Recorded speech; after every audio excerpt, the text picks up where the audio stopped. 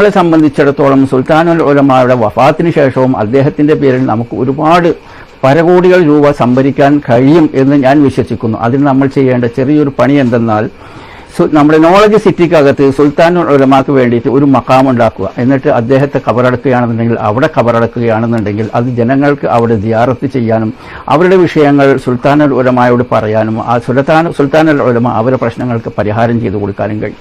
അപ്പോൾ സുൽത്താനുൽ ഉലമായുടെ വഫാത്തിന് ശേഷവും നമുക്ക് പരകോടികൾ രൂപ സംരംഭിക്കാൻ കഴിയും. അപ്പോൾ നല്ല ഭംഗിയുള്ള ഒരു മഖാം, അതായത് ജാഫർ ബിൻ അബി താലിബിന്റെ മഖാമിനെ കുറിച്ചിട്ട് നമ്മുടെ മഹാനവറുകൾ പറയുന്നുണ്ട്. അതൊന്ന് കേൾക്കാം. ഇന്നും നിങ്ങൾക്ക് ജോർദാനിൽ ചെന്നാൽ വലിയ കുബ്ബയും ആ കുബ്ബ നിൽക്കുന്ന വലിയൊരു പള്ളിയും കാണാം.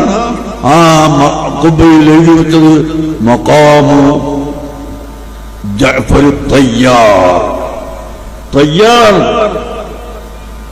ലോകമാസകരും സഞ്ചരിക്കുന്ന ആ റൂഹ് സഞ്ചരിക്കുന്ന ജഅഫർ ബിൻ അബി താലിബ് അവരുടെ മഖാമ് എന്ന് എഴുതി വെച്ചിട്ട് കാണാം. മക്കളെ കേട്ടല്ലോ, ഇതുമാതിരി നല്ല ഒരു കുബ്ബയുള്ള ഒരു വലിയ ഒരു മഖാം നമ്മൾ ഉണ്ടാക്കുകയാണെന്നുണ്ടെങ്കിൽ അത് താജ്മഹാളിന്റെ രൂപഭംഗിയിൽ സൃഷ്ടിക്കുകയാണെന്നുണ്ടെങ്കിൽ അവിടെ ജനങ്ങൾക്ക് വരാനും സംസാരിക്കാനും സിയാറത്ത് ചെയ്യാനും വരുന്ന ജനങ്ങൾക്ക് സമാധാനവും സന്തോഷവും അവരുടെ കാര്യങ്ങളൊക്കെ നേടിയെടുക്കാനും അതുപോലെ തന്നെ ഉമ്മത്തിനെ സംരക്ഷിക്കാൻ വേണ്ടിയിട്ട് വരുമാനമുണ്ടാക്കാൻ മുസ്ലിങ്ങൾക്കും കഴിയും.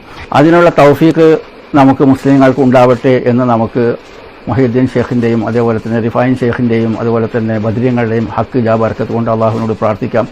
ഇത്രയും പറഞ്ഞുകൊണ്ട് ഈ വീഡിയോ നമ്മളോട് അവസാനിപ്പിക്കുകയാണ്. വാഖിർ ദഅവാനാ അൽഹംദുലില്ലാഹി റബ്ബിൽ ആലമീൻ. അസ്സലാമു അലൈക്കും വറഹ്മത്തുള്ളാഹി.